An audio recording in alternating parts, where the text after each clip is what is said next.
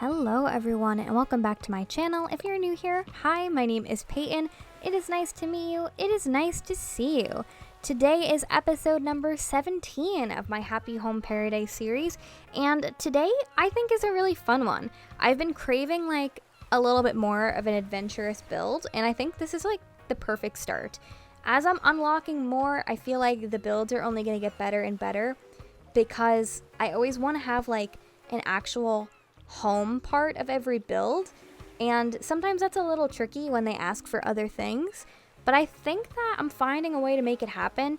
And as I'm unlocking partitions and pillars, and you'll see soon we unlock the multi-level, the builds are just they're getting there. They're getting real good, I think. So you guys can stay tuned for that. But as always, we're running right to the office to get some work done. Looking at the items, I have most of those items. The bulletin board I really like. Oh yeah, at the end of the last video, I mentioned this, but Nico was like doing DIY things, and I went to talk to him off camera, and he basically was like, you can use DIY things now. But Lottie's like, you have to have crafted them before. So that's what's been going on there. And, yeah, pretty cool. I am very excited that I could use my DIY stuff. It really opens a lot more items, which is great. Except I realize there are a lot of DIYs that I have that I've never crafted. So I kind of need to get on that because I feel like I'm limiting myself. You know, I gotta have all the options. How are the builds gonna be interesting? How am I gonna use different furniture if all I do is use the same furniture all the time? You know what I mean? Talking to my main man, Wardell. He's not in love with me yet, but don't worry, he will be. He will be. Look at those ... dots. There's so much unsaid in those ... dots. Like, I just know it.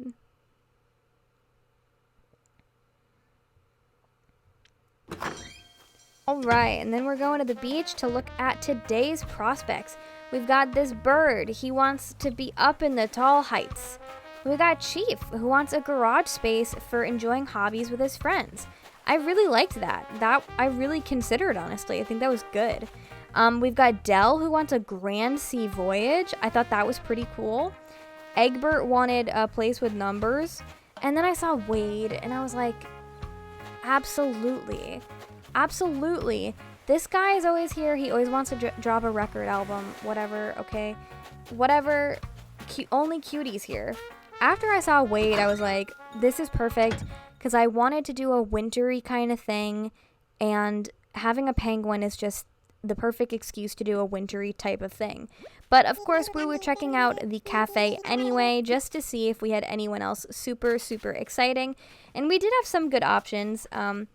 There's this monkey who wanted to line up all their cool cars. I actually considered that. I think that was pretty cool. If I run into that monkey again, I might consider it. Then we have Apple, who I think I've run into before. And so I already knew. And I've already run into Gabby. So Gabby wants a place where she could play the piano. And Apple wants a place with apples on it. And Apple scares me, so that was a no-go for her. And I love Gabby. Gabby's actually on my list of potential villagers. So I'm trying to avoid taking the potential villagers because, honestly, if they're already on the Happy Home Island, I kind of, like, feel less of a desire to have them on my actual island, which is sort of what happened when I put Pappy on this island. I don't know if that makes any sense, but I'm trying to avoid that. So, yeah. Our main option here was Wade. Although I really liked Chiefs and that other little monkey, it was perfect. I really wanted to do a winter build before Christmas passes, and I liked his whole idea of the house of clocks, you know? I had no idea what I was going to do, but that's why I think it was a little bit of a challenge, and less of just like, let me just make an average, regular home. It was more of like, the prompt was very specific, okay? So he shows me this house of ticking clocks, and he's giving me nothing here. He's giving me like a grandfather clock and then a bed.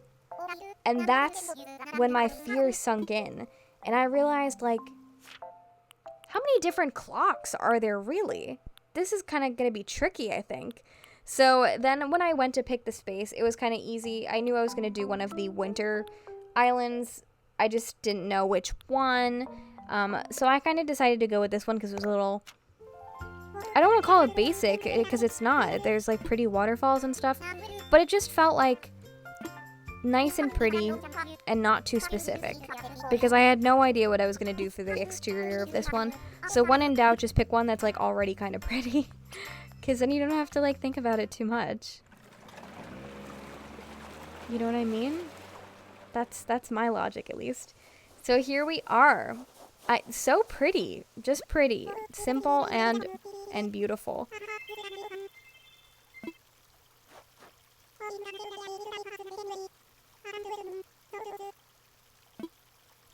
Alright, so here we go in time-lapse mode for the first time in this series, other than the very first episode when I didn't know how to decorate the yard. I decided, let's do the interior first, because the House of Ticking Clocks sounded a little ominous to me, and I had no idea what it was going to look like.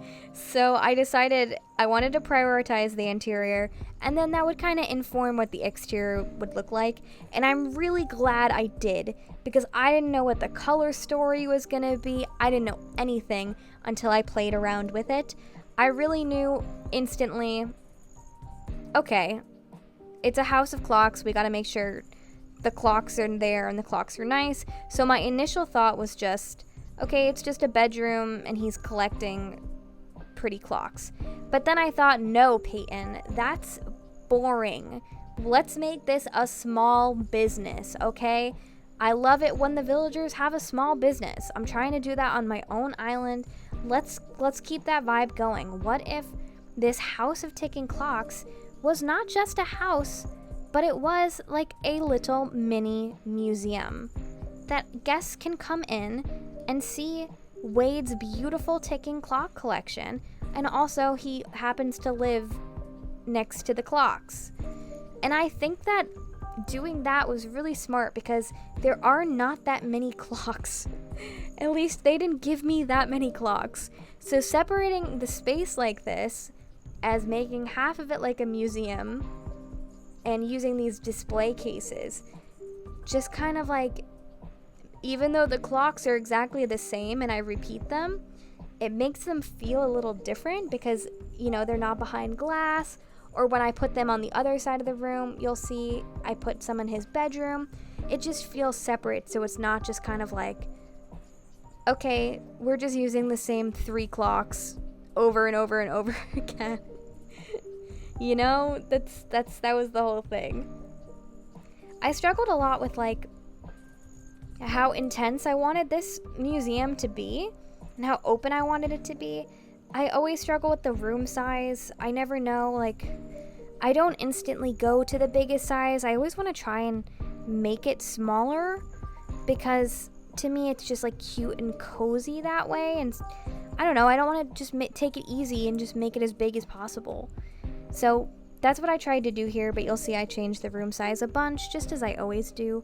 I played around with having a stall here as the kind of check-in, welcome to the museum type thing, just because I always use the little checkout counter thing, and I wanted to try and be different.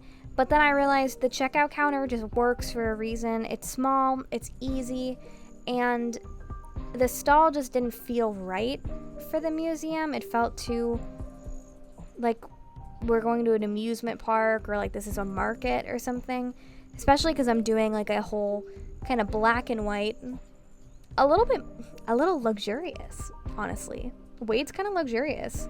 This like luxurious feel, I felt like just the simple checkout counter was a little bit better.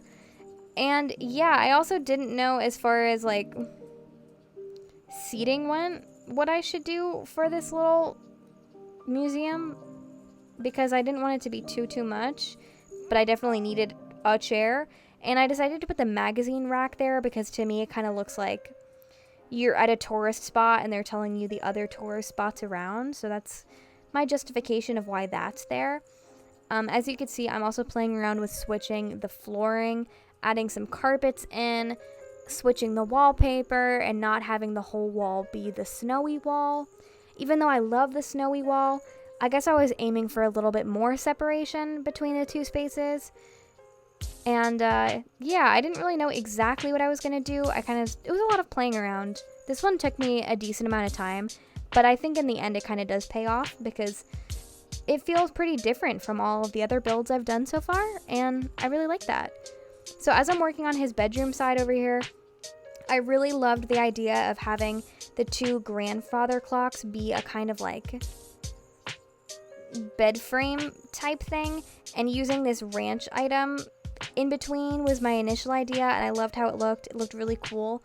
But then I decided it was a little too cluttered and crazy, and I wanted it to be kind of like flush with the wall as much as possible, especially because I had trouble with the wallpaper. As you know, you saw me experimenting with that gray and white striped wallpaper, but I didn't like how it looked, and I didn't like how it looked just separating the space in two, like the museum having its own type of wallpaper and then the bedroom having another. So I settled for this whole thing you see that I did, which is like every other window panel is like a thing. So it's like a black wall, window panel, black wall. And I think that even though it's two separate sides of the space, it really does a good job to kind of like pull it together, you know? And this was the fun part. I'm just throwing every clock ever on the walls. I think that's what it was missing, because there's only so many times I could use the same clocks throughout, you know, the ground. There's not that many, but there were tons of wall clocks to hang up. So I'm like, okay, let's go crazy. Like, let's make it like a museum of clocks. This man is collecting clocks, so you bet I'm gonna put some clocks. And yeah, I think this was the first time I had like a lot of fun with the walls. Usually the walls kind of just stress me out, but this I just felt very free to do whatever I pleased with the walls. I wasn't too concerned with the lighting either, honestly. Like, I kept it pretty simple. I also never usually change their outfits, but I just like, we just did it. I promise I'll show more of the exterior. Interior rather, sorry.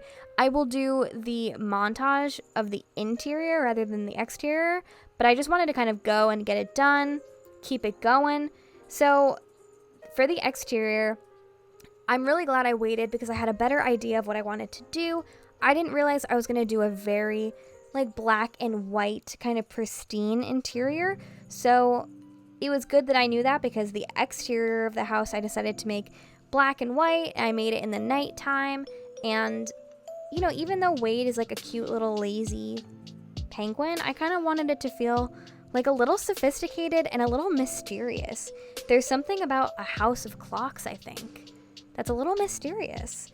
So I decided to keep the front yard very simple and just have it be the really tall variations of the clocks scattered throughout. And it's kind of almost like an art exhibit, like a sculpture garden. Like, you can go around and walk in front of the different clocks to look at them. And it's in the snow, so it's like cold, and like you just want to go inside and see the main event. I don't know if anything I just said made sense, but in my head it does. In my head, this all worked, and I really like it. Also, we have to note, so cool that Wade's catchphrase is a reference to what? Nope, that's not the right book. Slaughterhouse? What's it called? Slaughterhouse 5? Is that it? Yes, that book. How cool. Anyway, here's the montage.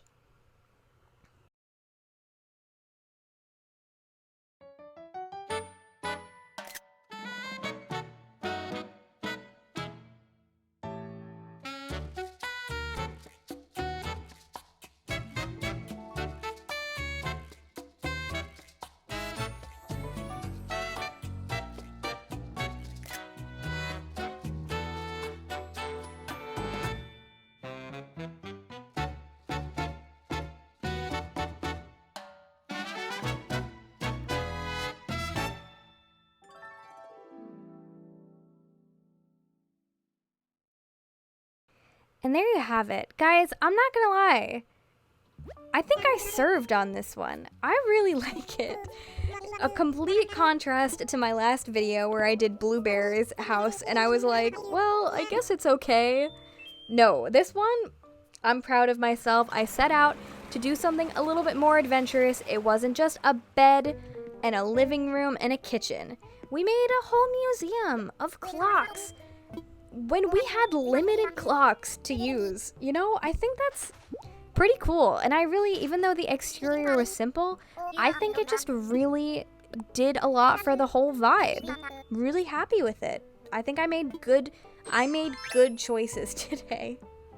And that is where we're going to end today's video. As always, if you guys liked this video, or if you like me, please consider subscribing to the channel, as I do post Animal Crossing videos every other day. So there are lots of things to watch. And if you like Animal Crossing, it only makes sense for you to subscribe. I feel like it just makes sense. You know what I mean? Especially if you've watched several of these videos by now, you might as well subscribe. That's what I'm saying. Let me know what you guys thought of the build down below. I'm so excited. We have lots more fun builds coming up. I can't wait to share them with you. But that is all for today. I will see you guys in the next one. Bye-bye.